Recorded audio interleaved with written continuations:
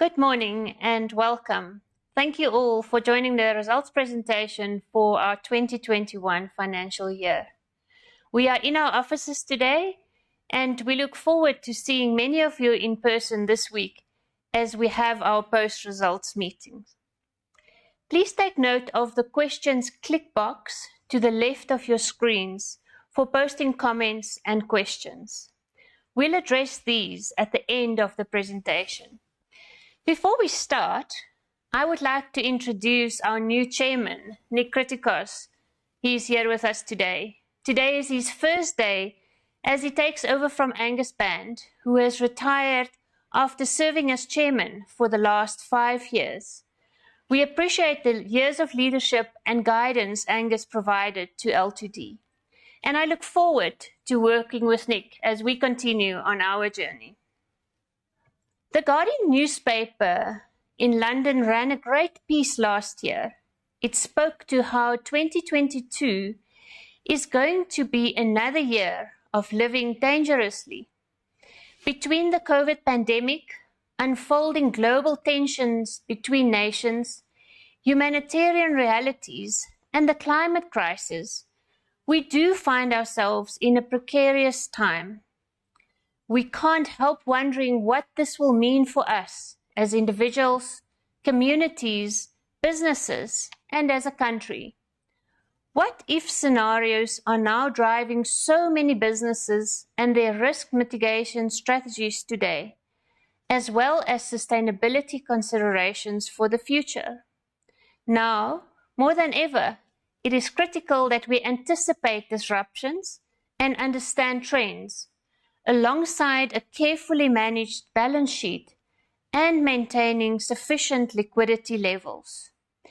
We cannot operate in a silo as a business when there are a myriad of influences on our industry and our country that impact our delivery of shareholder value and growth in the business. Mitigation and adaptation are what drives us and how we lead L2D, our people, and our stakeholders through the time when we face unprecedented disruption and continued accelerated rates of change. For L2D, it means executing a clear and focused operational strategy, but remaining adaptable and decisive as we examine all opportunities. While we are still navigating the impact of the COVID pandemic, driving sector innovation, growth, and change is no longer a strategy, but rather a business imperative to survive and ultimately thrive in this environment. As we navigate these times, we are quite clear about our strategy to be a South African, precinct-focused, retail-centered REIT. We are focused on executing our strategic intent to exceed customer and tenants' needs, leaning on insights that understand customer behavior so that we can empower our tenants and further strengthen our business. Also, to empower our people to deliver with a confidence to innovate and continue to enhance our relationship with all our stakeholders, while we remain impactful in the communities in which we operate. Having said that, we continue our commitment to executing our business imperatives in a responsible and sustainable manner while delivering value in a challenging local context.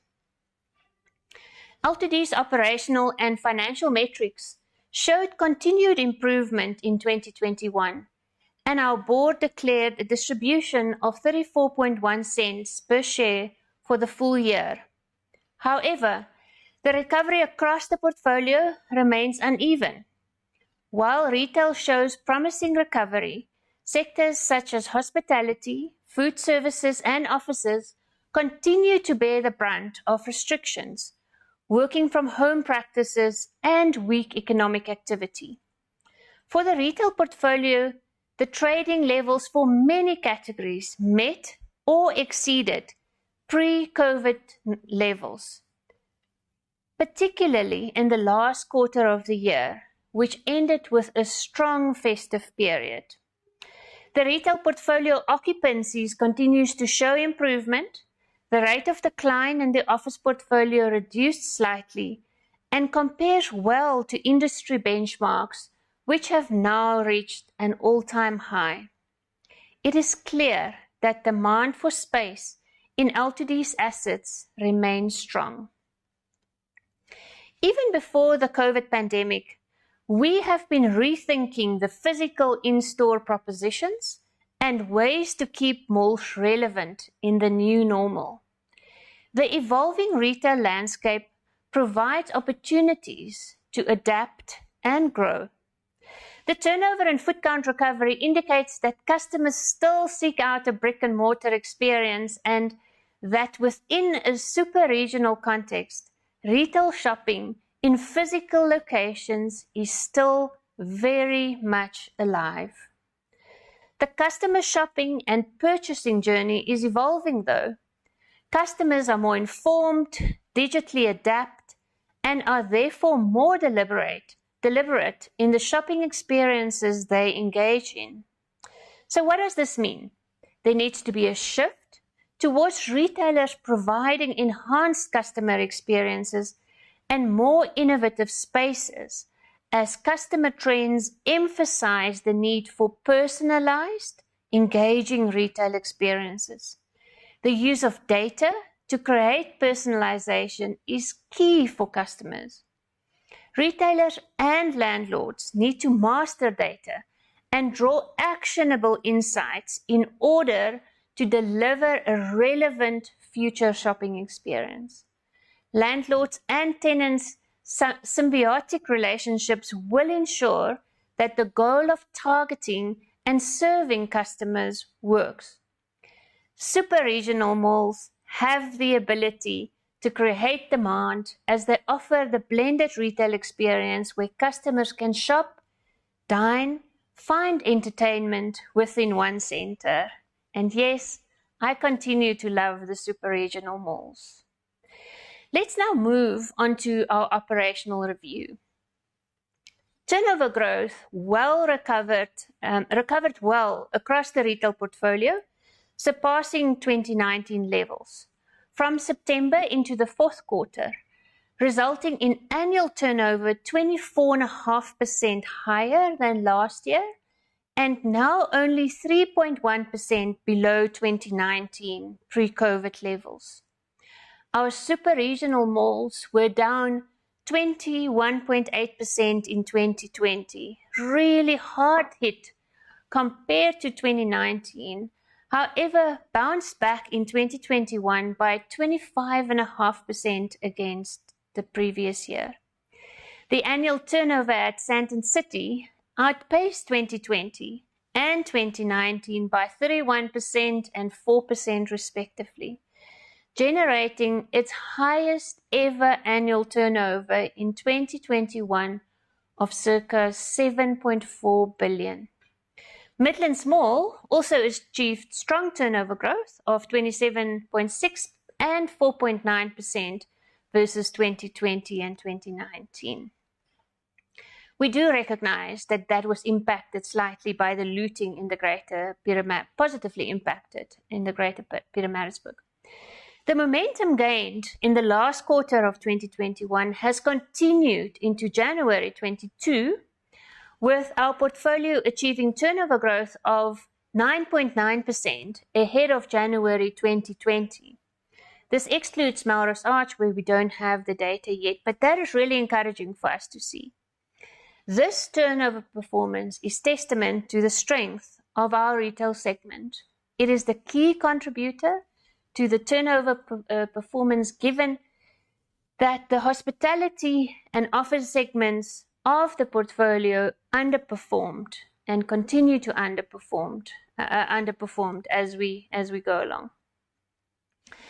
Delving deeper into turnover, the fourth quarter saw a very strong recovery despite the Omicron variant. And I think that is a really important place to just pause for a moment and know that with turnover that recovered so strongly in the fourth quarter, you can't expect that to immediately translate into rental income. That will come.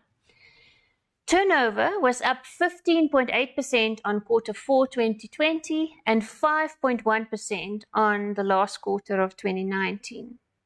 As I noted, Sandton City and Midlands Mall recorded the largest increases also in Q4 turnover in rand terms, surpassing Q4 in both 2020 and 2019. While Eastgate's recovery has been muted, various focused initiatives are in place to drive turnover and dwell time up at the centre. Now let's look at the different categories of apparel and department stores. Contributed a combined 49% of the portfolio's turnover. These categories were the hardest hit in 2020, driving the overall negative turnover performance of the portfolio and the whole experience of our malls really. In 2021, apparel recovered to just below 2019 levels. However, the effects of the civil unrest in July strained the recovery of department stores specifically, as distribution warehouses were severely affected. Health, beauty, grooming, wellness, as well as accessories were also impacted significantly in 2020, but improved in performance in 2021 with a annual turnover of 9% and 1.8% respectively for the 2 years, 1.8% behind 2019. So food services were really badly impacted by restricted trading hours, as well as the ban of on-site consumption of alcohol for most of 2020 and parts of 2021. We are here in our offices in Nelson Mandela Square, where we can look on the square and could really see how that pattern's moved over time. Our tenants have managed to recover 43.4% from 2020, about half of the loss they suffered from the lockdowns in the COVID period, and they continue to show improved performance month on month. On the other hand, luxury brands, in line with international markets, continues to perform very well, above pre-COVID standards, achieving annual turnover of growth of 8.1% year-on-year in 2020, and an outstanding 56.1% in 2021, highlighting the category's continued resilience against the COVID trading environment. We are mindful that ultra luxury will pare down once travel is back in full swing, but affordable luxury is well positioned to pick up some of the additional growth. Technology and grocery supermarkets are up on 2019, with trading densities up 33.5% and 3% respectively. So looking at the annual trading density, the portfolio delivered stable annual trading density growth of 13.2% for December 2021, albeit off a low base. I'm not particularly keen on looking at trading density during this time, but it is important to have both perspectives.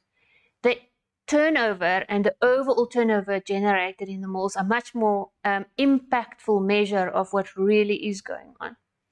The impact of the hard lockdown in the second quarter of 2020 still falls within the denominator of the calculation, and therefore we will see a downward correction in growth from April once the hard lockdown no longer forms part of the base year. Our super regionals have returned to pre-COVID densities, trading at a monthly average density of just under 4,000 Rand and just behind the 2019 density of 4,030. That's our overall portfolio. Sandton City's improved trading densities, however, has translated into the highest average monthly trading density of 10 Rand short of 5,000 Rand per square meter per month, ahead of the 4,930 for 2019. That is an annual trading density of 60,000 Rand. It really is a phenomenal asset. If we move on to foot count, we've seen foot count follow a similar trend to turnover. However, recovery has been slightly slower. The annual portfolio foot count has recovered to 88% of the 2019 levels. This equates to a total of 59.7 million visitors frequenting L2D malls over the year. As the festive season approached, we saw improvement in the number of visitors at the malls, with December at 96% of its 2019 comparative levels, and that means 6.5 million visitors frequenting the malls in December, up 8.5% from November 2020, on November. As with turnover, the foot count trend leading into 2022 has also reinforced retail recovery, achieving 2.4% ahead of January 2020, so surpassing the pre-COVID levels for the first time since the pandemic. The impact of the various lockdowns over 2020 and 2021, along with the civil unrest in July 2021, is clearly visible in our graph, with lower foot count compared to the pre-COVID during that period.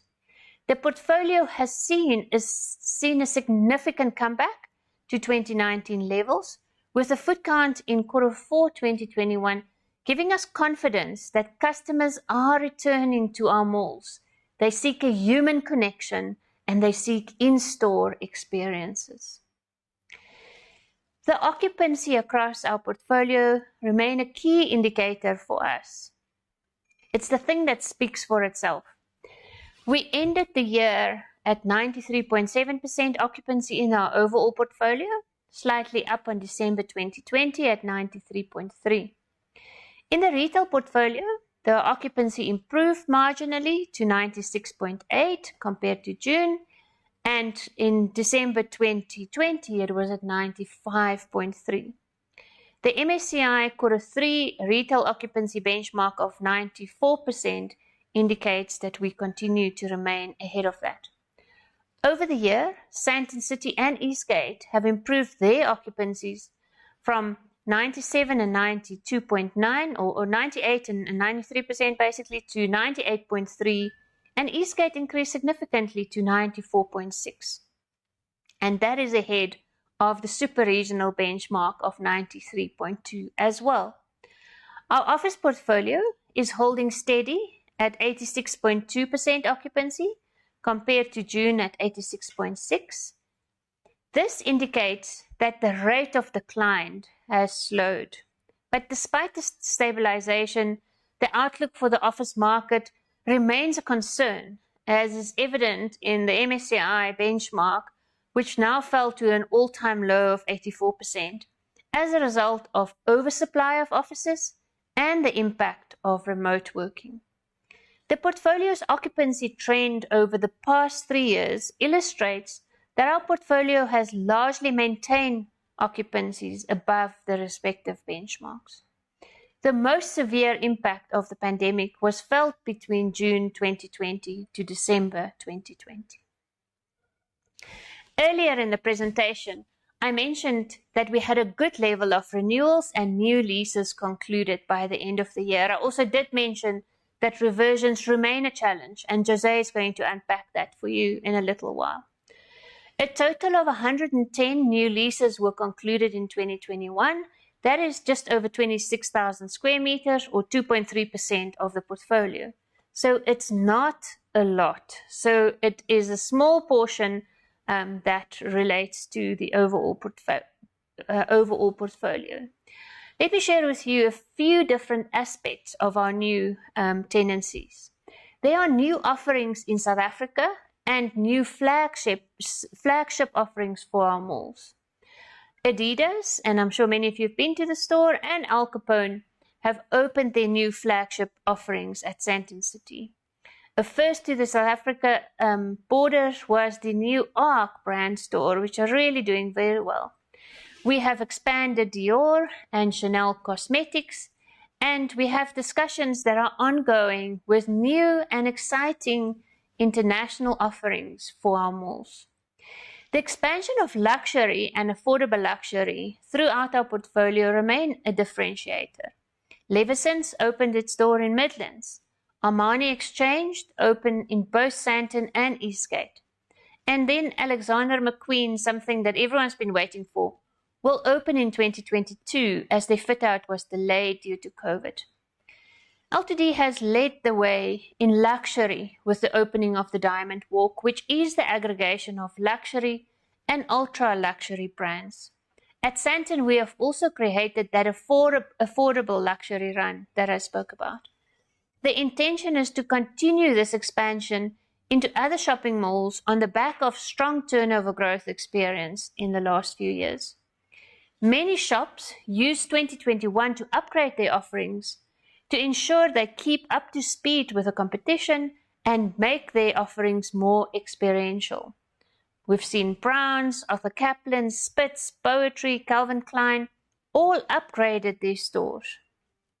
Many other stores plan to do upgrades in 2022, such as Burberry, who plan to do a 25 million rand upgrade this year. We've also done some other innovative and experiential leasing with the opening of Luxity and Tang at Nelson Mandela Square, Neighbourly in Sandton City, which is the aggregation of South African brands in an egg-type concept. La Crusade was introduced at Eastgate, and then the showroom and VIP services at Sandton are currently occupied by Mercedes-Benz, who have access to a 5 million strong database. Technology has also been a strong category. The portfolio has introduced new and expanded technology offerings based on the growth in this category. iStore at Midlands opened with a bigger offering to also follow in Sandton and Eastgate. An expanded Samsung and the new Huawei store opened at Sandton. We are also planning to introduce another technology offering in 2022, and I will probably get this pronunciation wrong, but we are in discussions with Xiaomi, the fourth biggest mobile brand in the world. Customers in some centers are still looking for value though. So we have introduced Jet and Pep Home into Boschbello, doing very well, and Value Co into Eastgate to create a broader value offering. So that is enough on our tenants. Moving on to hospitality.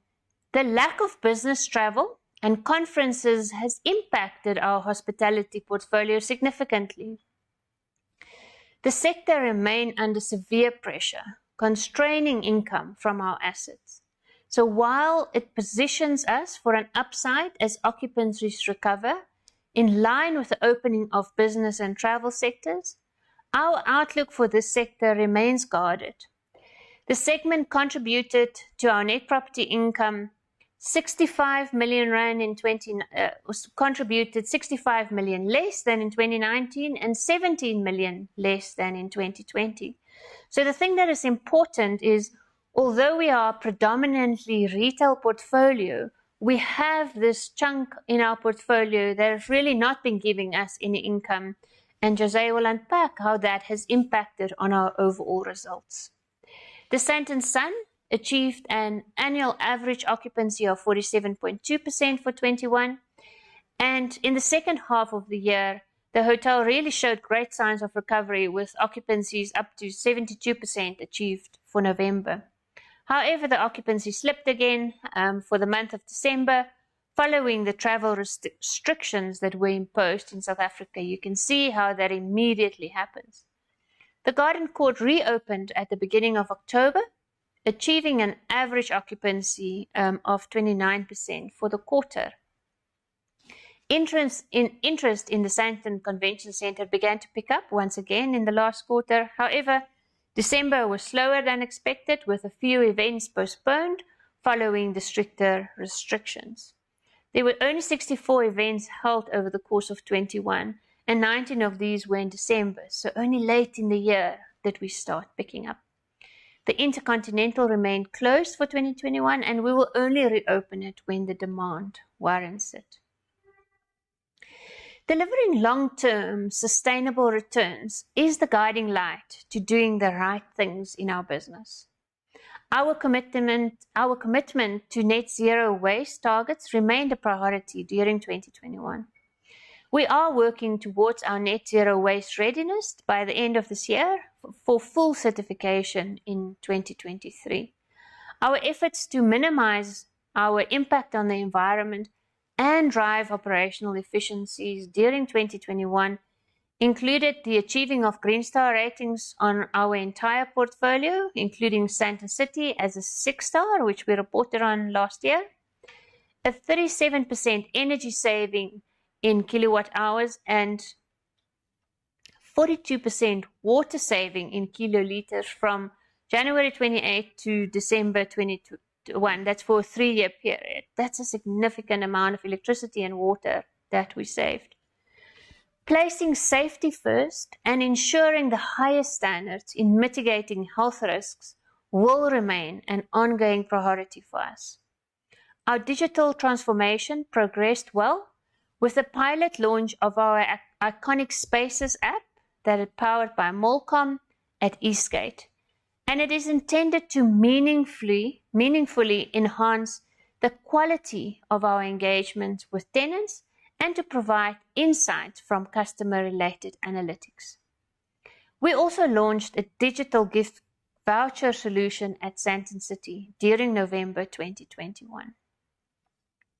An organization's diversity is its strength. Our objective is continue to support gender diversity, inclusiveness, and transformation within the business and the industry. We celebrate the achievements of everyone and encourage increased representation of women in the industry. We are proud to be recognized by the Standard Bank Top Women Adjudication as one of South Africa's top gender-empowered companies in the real estate and construction sector. L2D maintained a level 2 BBBE rating for 2021. We are dedicated to positively transforming the property sector, and we believe in contributing to programs that make a difference and support small Black-owned businesses from survival to sustainability through entrepreneurship and business skills development. Other notable recognitions include the 44 Footprint Marketing Awards received from the South African Council of Shopping Centres for excellence in shopping centre marketing, innovation and creativity, as well as the Create Tomorrow portfolio campaign, which won the prestigious Spectrum Award for our contribution to social upliftment. I will now hand over to José, who will detail the financial performance for 2021 and then return to conclude today's presentation. Thanks, Amelia. Good morning, everyone, and welcome to our 2021 results presentation. In what has been a tough year, I would like to provide some insights into the financial outcome for the year, with specific emphasis on the categories of income from the different assets in our portfolio. The sustainability of our income streams and the potential for further recovery in the short to medium term will be discussed as well. Although overall we have seen some recovery, the 2021 year comprises of a mixed bag of results within the tenancies in our portfolio. We'll unpack some of the detail a bit further on. Retail overall has shown the most improvement as a category, with the regional malls showing a comparatively better performance than the super regionals, when considering things purely from a financial outcome perspective. The hospitality assets are currently a significant drag in our portfolio, compounded by the retail and office reversions that remain under pressure. The largest part of our income stream remains retail leases. At the moment, we have started seeing a positive trend in turnover emerge. This is not universal across all of the retailers in our portfolio, and significant uncertainty remains. Notwithstanding this, the data does indicate a definite upward swing that we hope isn't reversed by the emerging further instability in global markets we are all witnessing at the moment. When one compares our 2021 gross revenue to 2020, excluding the accounting impact of lease straightlining, revenue declined by 5%. This translates to about 43 million rand difference in 2021 compared to 2020. In unpacking this, 12 million relates to our office portfolio and the office category. 9 million of the impact in the office category relates to the Century City offices that were sold in 2020. 20 million of the gross revenue decline relates to our hospitality assets. So quite a significant amount of the decline between 2020 in gross revenue compared to 2021 related to the hospitality assets. The hospitality assets have 55 million less gross revenue in 2021 compared to 2019. Of the decline in turnover, the retail gross income was down 13 million rand. I'll give more context to the reversions a bit later in the presentation. But to give a sense of where the impact was most felt, this 13 million difference was as a result of NMS being down 11 million rand, and that is the asset that probably has the most restaurant exposure in our portfolio. Eastgate was down 6.6 million rand, and Sandton's gross revenue was down 4.8 million rand. The two regional centres being Promenade and Midlands were up a combined 7 million rand for the period. Our net property income improved by 19% compared to 2020. This improvement can largely be attributed to less tenant support provided in 2021, which we have recorded primarily as a property expense rather than being deducted from gross income. We provided 112 million in tenant support for 2020 versus providing 17 million in 2021. Coupled herewith, we have seen an improvement in the debt collections in our portfolio, improved aging of our debtors book that has seen some reversal in the credit default provisions at the end of the year. The lower level of discounts and credit provision added circa 175 million rand to the NPI improvement you will note between 2020 and 2021. Within the cost base directly in the properties, we saw an increase of 46 million rand. That at least is L2D's portion. Of this 46 million rand, 33 million consisted of municipal cost. This increase in municipal cost is a combination of greater utilization of utilities, coupled with a higher than inflationary tariff increase from the municipalities on rates and water, and Eskom on electricity. Within our controllable cost base, we have seen good cost containment in the renewal of specific areas of our security and cleaning contracts. These benefits were offset by the requirement for increased security during the unrest period and additional cleaning required to observe COVID protocols. Hopefully, the contractual savings that we have concluded will come through going forward. It has been broadly publicized that we do not want to pay our rates bill at Sandton City. We are in a legal process with the City of Johannesburg, so we won't be sharing sensitive detail. But to give context to this difference relates to the 2018 valuation roll, which is now some 4 years ago. At that stage, Sandton City's municipal valuation was 5.8 billion rand. The revised municipal valuation was 10.2 billion rand, nearly 90% higher. Our objected value is 8.2 billion rand, while payment of rates increased from 8.5 million prior to the adjustment to 14 million per month, which we are paying for 100% of the property. The municipality's request is for a further 3.5 million rand per month, and this difference is the subject of the valuation appeal. We have made some provision in our accounts for the cost associated with this process. The length of time it takes to settle the appeal is prejudicial to our business, but we believe it is in the interest of the sustainability of our business and that of our tenants that we engage this process properly. The income we earn from Liberty on managing the unlisted portfolio is 6 million rand less in 21 compared to 20, and that is due to lower property valuations. In 2021, efforts to reduce head office costs included a review of the cost base and a freeze on hiring. We realized a saving of 8.3 million rand during the year in relation to staff shares that were forfeited for not meeting the performance criteria. Net interest expense in the portfolio increased marginally by 0.8% on our overall debt. We had lower average debt costs, but these were offset by slightly higher debt levels. Fair value adjustments include a 42 million rand mark to market on the interest rate hedges at the end of the year, and the property values that were written down by 108.5 million rand in 2021.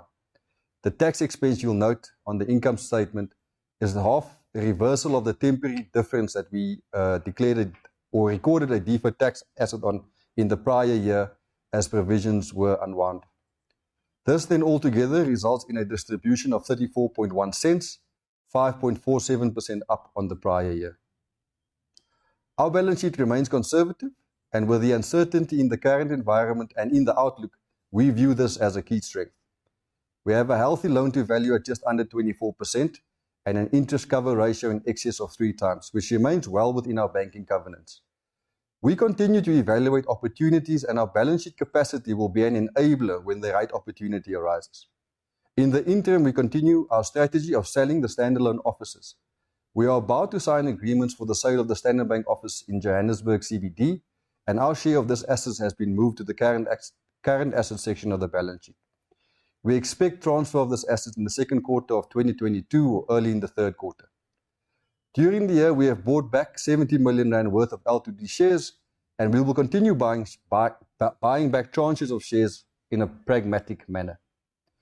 The investment properties have had a valuation adjustment of 108 million, most notably impacted by Eastgate, that has a reduction in value of 11% compared to the prior year. We are of the view that the valuations have now bottomed out, and if the improved trend in trading continues, we should start seeing uplift in valuations going forward, all other things being equal. We have 850 million rand of term debt expiring in October of this year, the refinancing of which will extend the average duration of our term debt and our interest rate profile. Going on to our NPI, this slide aims to provide some comparable of our NPI contributions in 2021 versus 2020 and 2019. As you can see, although retail has shown strong improvement, it is still way off the 2019 levels. Most notably, we are heavily impacted by the hospitality assets. If we look at some of the hospitality assets in detail, from generating an NPI of 9.6 million rand in 2020, the segment incurred a loss of 7.5 million in 2021, resulting in a 17.1 million rand change year on year. NPI is also down 65 million rand when compared to 2019 levels, when occupancy levels were more normalized and the convention center was used. The Sandton Convention Center remained closed for the majority of last year. The convention center operated under a lease agreement until August of 2020, which generated net property income of 9.1 million rand for that period. From September of 2020, a transition management agreement was entered into, and the net cost associated with this agreement amounted to 1.2 million in 2020 versus a net cost in 2021 of 5.5 million rand. The Sandton Hotel's lease agreement was in place for January to March 2020 and generated a 4.3 million rand rental income in that period. From April of 2020, the leases were suspended due to COVID-19 and have not been reactivated as of December 2021. The net hotel's holding cost for 2020 amounted to 5.4 million rand, against a net hotel holding cost in 2021 of 3.4 million rand. From an operational perspective, the Sandton Sun remained open for the year, while the Garden Court was mostly closed but opened intermittently through the course of the year and then opened from 2021 onwards. Low occupancies and a competitive market with limited international demand continues to curb the rental income we generate from these properties. The Sandton Sun achieved an annual average occupancy of 47.2%, while the Garden Court reopened at the end of October and achieved an occupancy of 29% for the period since then till the end of the year. We expect some upside from the restructuring of the cost base in the hotel's portfolio and the recalibration of capital expenditure within those assets, although the outlook for recovery in the sector remains guarded. Looking at our leasing and unpacking some of the reversions. Demand for retail space in the L2D portfolio remains strong, as evidenced by our continued high occupancies. We concluded 291 leases during the year 2021, equating to 147,000 square meters of space, about 15% of the total GLA available in the portfolio. It is important to note that the convention center was 57,000 square meters of the space. The reversion shown in the office and retail sectors needs to be considered in context of it being 5.1% and 1.6% of the total portfolio space. So it's a small component of the total portfolio space. Facing uncertainty, our strategy for leasing in the period focused on retaining tenants where we believe the business has good prospects and fits within our desired tenant mix. In certain instances, we have had to look at the sustainability of the rentals for certain categories of tenants and deal with the rebasing of certain of these leases. We achieved a retention rate of 92.5% of tenant leases expiring in 2021, of which 16.2% are currently still under negotiation. We have begun negotiating leases due for renewal in 2022 with good indication that the major leases will be renewed. We have had negative reversionary pressure in the portfolio for the last 3 years in certain categories, with acceleration of that impact in the last 2 years with the advent of the pandemic. Going forward, we have started to see improvement in the trading environment, which will support the reversal in the reversionary trend we have experienced up until now. Renewals were concluded with a weighted average lease escalation of 6.3%. It is also additionally encouraging to see that new deals we concluded during 2021 have a weighted average lease escalation of 6.8%. So although we have had negative reversions, the escalation rates being achieved is positive in context of the environment in which we currently operate. Looking at some of our trading performance for the year, we are not providing guidance for 2022. However, the slide aims to give context to the trading performance for the retail leases that were concluded in 2021 and those that we are expecting to conclude during 2022. The tenants renewed in 2021 demonstrated a turnover decline of 13% in 2020 versus 19 and remained 4.3% below 2019 levels in 2021. The group of tenants expiring in 2022 have achieved a comparatively stronger turnover performance, being only 10% down in 2020 compared to 19 and having improved versus pre-COVID 2019 levels by 5.4% in 2021. 22% of 2021 renewals were categories most impacted by the pandemic. And that category of tenants has reduced to 15% for renewals in 2022. Apparel, which is one of the hardest hit categories in 2020 with the advent of COVID, accounted for 41% of the 2021 renewals. This category accounts for another 16,000 square meters of 2022 renewals.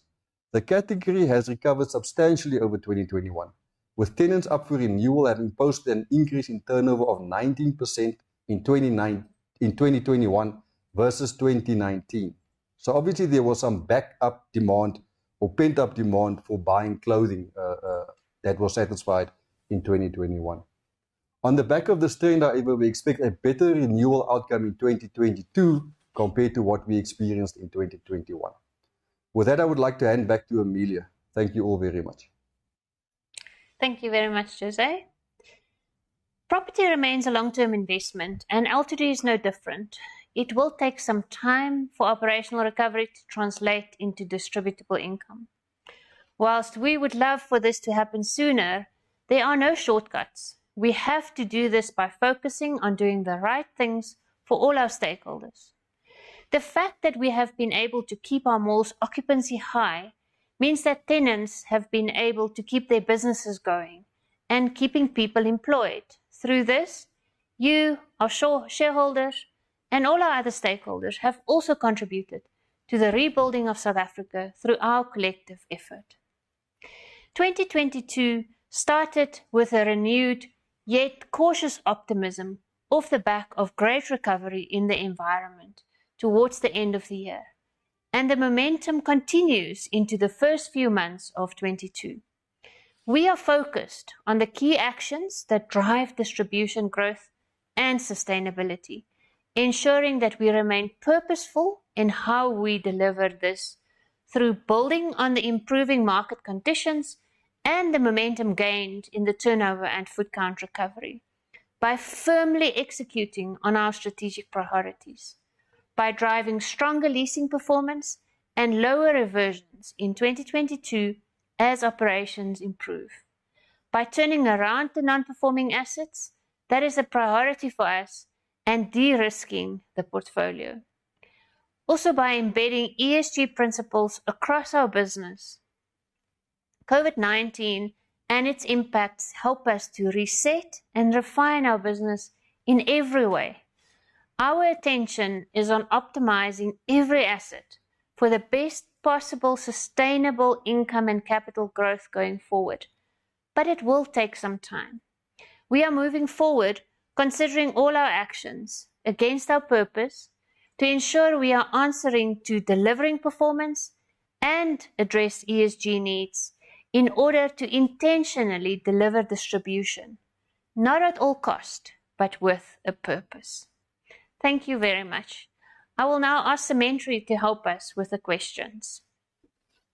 Good morning, everyone. The first question comes from Louis Kruger from 36ONE Asset Management. It is referring to the yield on the portfolio and the valuations. And he would like to know what gives confidence that valuations will not be reducing further going forward. I think it's important to note when you unpack 108 million is our share of the devaluation in the portfolio. So if you look at 100% of the portfolio with Liberty share, it's probably roughly 3 times that amount, which in context of the larger portfolio is small. So it has, in our view, bottomed out. If you had to strip Eastgate's 11% down out of that number, you'll see that the balance of the portfolio is actually marginally up in a tough environment, even the hotel portfolio stabilized as far as the valuations are concerned. So what we obviously had valued a year ago and 6 months ago was a completely different environment to what we are experiencing now. And the reversal will take some time as leases rebase and as we start seeing more growth in the income that the assets are generating, and those will come through the valuation. It's ultimately income that drives the property's value, and we are starting to see retailers performing better. There are still certain categories that have difficulty, but overall, we are seeing a positive trend and therefore believe that the values will come back. Thank you, Jose. The next question is from Pranita Daya from SPG Securities. It is relating to the increase in operating and admin costs and whether it is related to the legal costs involved in the Sandton City rate situation. No, it's not. It's not only related to the Sandton City legal costs. Legal costs are significantly up in the portfolio, as can be expected in the environment that we face. But the head office costs are a combination of factors. It's staff costs that have increased. For a large part of 2020, we didn't have an office lease because we were operating outside premises within the mall, and we now do an office lease in the portfolio that has also come through. And also the cost of reporting has increased with the expanded requirements for reporting on ESG, and specifically our integrated report and our ESG report. Thank you, Jose. The question from Fayyad Amin from ABSA was relating to what was the average escalation on new deals. However, that was covered by Jose in one of his slides. A reminder that if you do need to send any questions through, please click through on the questions tab at the bottom of your screen, and we will be able to answer them for you. Thank you, Sementri.